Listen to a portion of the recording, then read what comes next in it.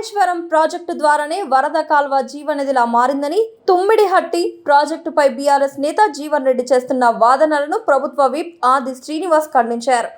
BRS హయాంలో ప్రాజెక్టుల పేరుతో జరిగిన అక్రమాలను కప్పిపుచ్చుకునేందుకే జీవన్ రెడ్డి ఇలాంటి అబద్ధాలను ప్రచారం చేస్తున్నారని విమర్శించారు. కాంగ్రెస్ ప్రభుత్వం పారదర్శకంగా పనులు చేస్తుంటే ఓర్వలేకనే జీవన్ రెడ్డి బీఆర్ఎస్ అజెండాను అమలు చేస్తున్నారని ఆయన ఆరోపించారు.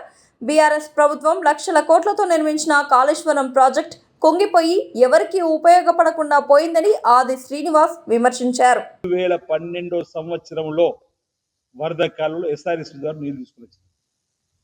కాళేశ్వరం నుంచి మీరు తీసుకొచ్చినట్టు అది రివర్సింగ్ పంపింగ్ ద్వారా పంప్ హౌజులు కడితే కట్టిరో మీరు. కానీ ఇప్పుడు ఆ కాళేశ్వరం ఎక్కడుందో అంటున్నా. కాళేశ్వరం కుంగిపోయింది, ఆయన ఒకటి పగిలిపోయింది. ఇంత అసమర్థత ప్రభుత్వాన్ని చూడలేను. ఎందుకు ఈ 2.5 సంవత్సరాలు నిర్మాణం చేయాలంటున్నారు?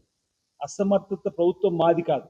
అసమర్థత అవినీతి అక్రమాలతో నిర్మాణం చేసినటువంటి నీ బీఆర్ఎస్ ప్రభుత్వానికి సంబంధించినటువంటి ఆలోచనతో కుంగిపోయినటువంటి సందర్భంలో నేషనల్ డ్యామ్ సేఫ్టీ అధికారులు NDSA మేము చెప్పేదాకా నిర్మాణం చేయొద్దని చెప్పని బీఆర్ఎస్ ప్రభుత్వం ఉన్నప్పుడే చెప్పిన సందర్భాన్ని పురస్కరించుకుని ఆగినమే తప్ప మాకు నిర్మాణం చేయాలని లేదు, నిర్మాణం చేయలేనటువంటి ఆలోచన లేదు.